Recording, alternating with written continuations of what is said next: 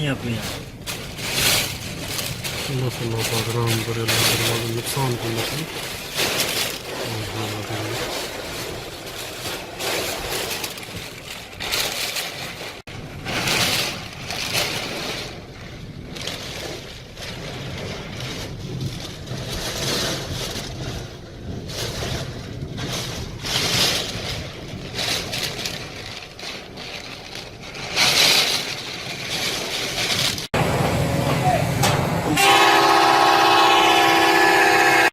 ये बाबा स्कूल की हालत है, अल्लाह पाक रहम कहता है बस।